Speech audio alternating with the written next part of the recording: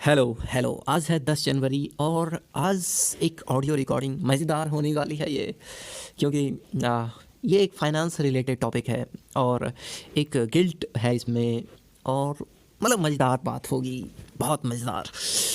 वो बात ये है, मैंने बुक्स पढ़े, मैंने एक बुक पढ़ा, मैंने 2 बुक पढ़े, 3 बुक पढ़े, जिसमें ये बताया गया कि भाई आप जो नॉलेज ले रहे हो, ठीक है, आपने जो सीखा है उससे अलग एक नॉलेज की दुनिया एग्जिस्ट करती है। आप पढ़ के कमाने वाले हो पैसा, लेकिन आपको पैसा के बारे में कुछ सिखाया ही नहीं गया।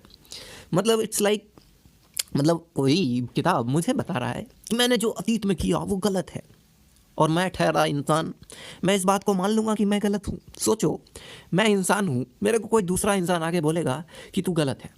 जैसे मेरे साथ होता है ना, अब मैं झाड़ू लगा रहा हूँ घर में, अब मेरा भाई आके बोले कि ऐसे झाड़ू नहीं लगते मुन्ना, मैं कहूँगा तू लगा ले भाई।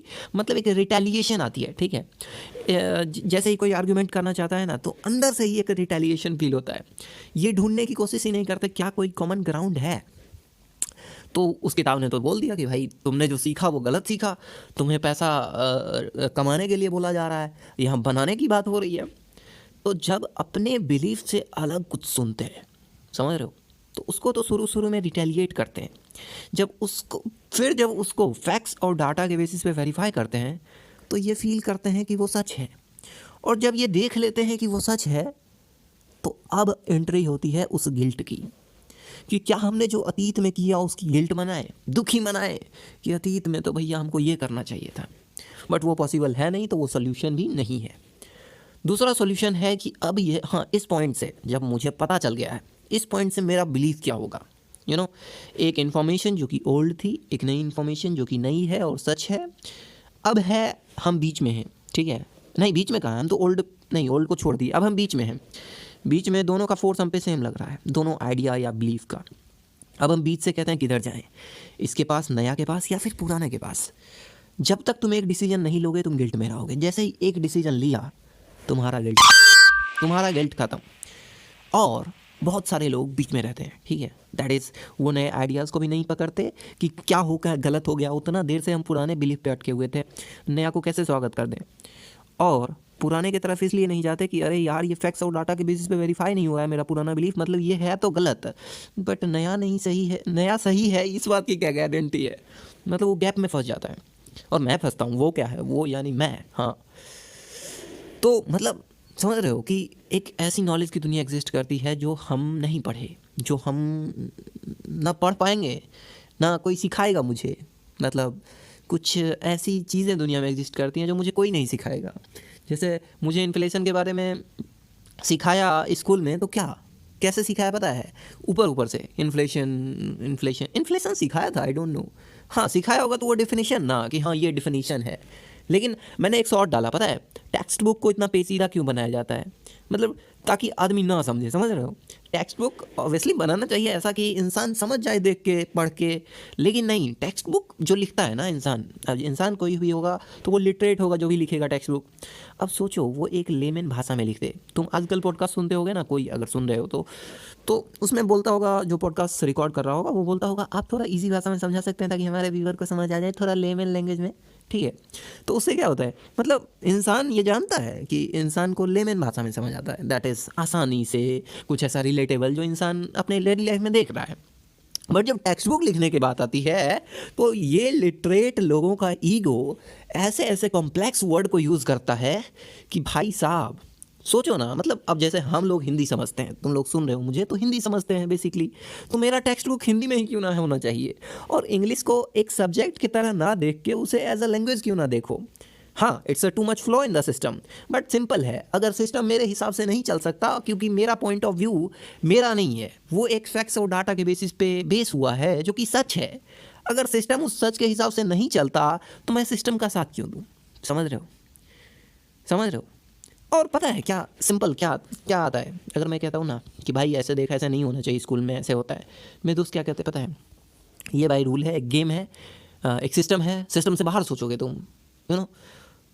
मैं बस कहना चाहता हूँ कि तब तो ये हमेशा सेम रहेगा।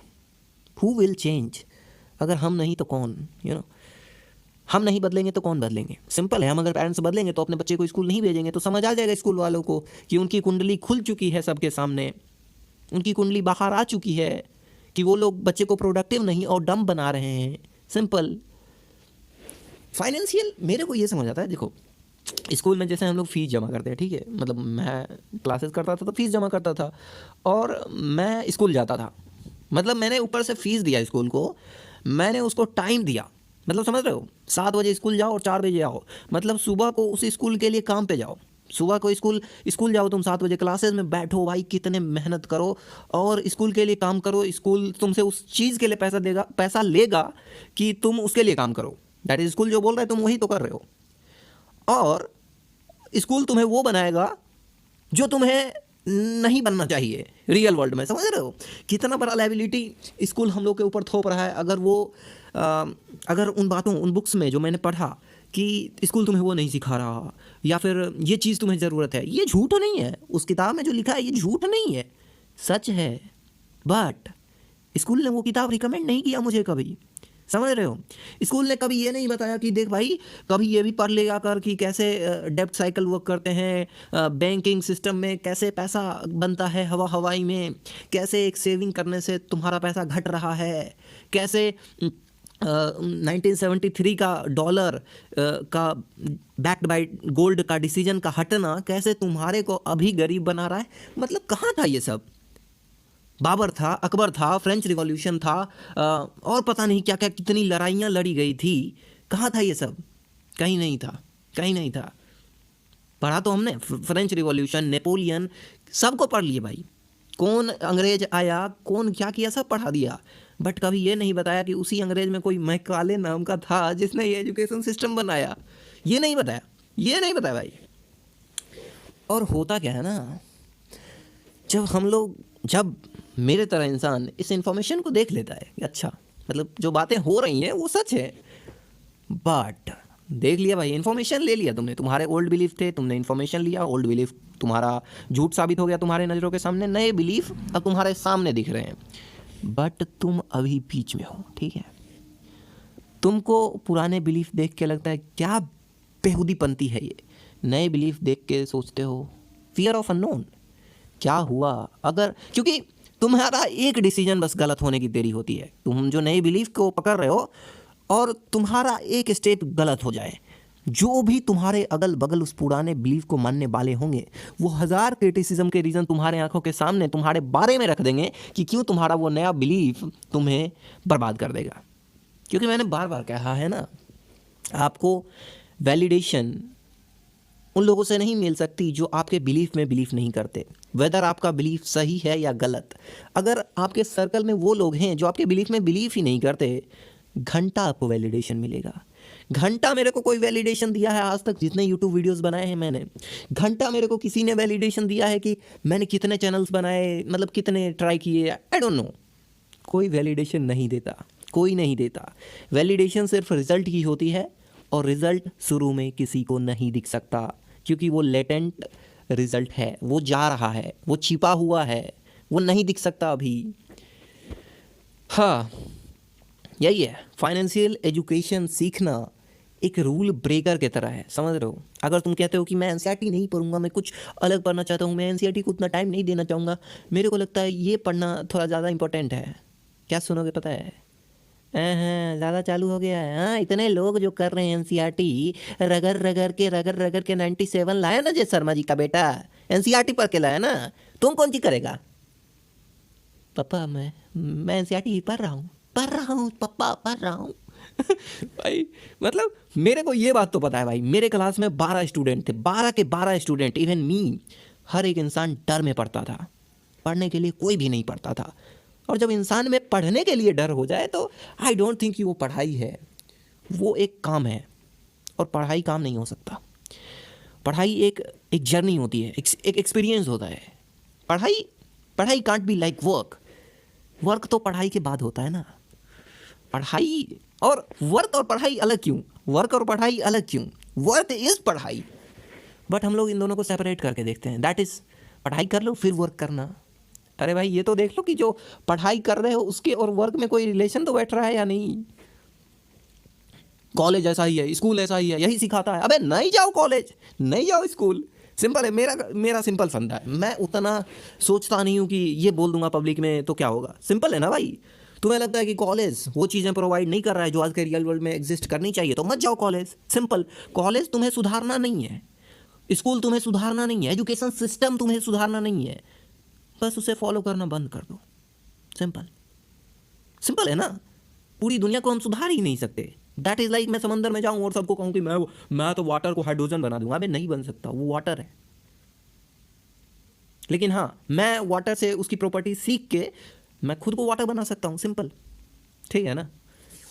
मैं दुनिया नहीं बदल सकता। सिंपल है, नहीं बदल सकता। मैं देखता हूँ ना यूट्यूब पे 1000 वीडियोस हैं कि education system is a trap, rat race, पता नहीं क्या क्या।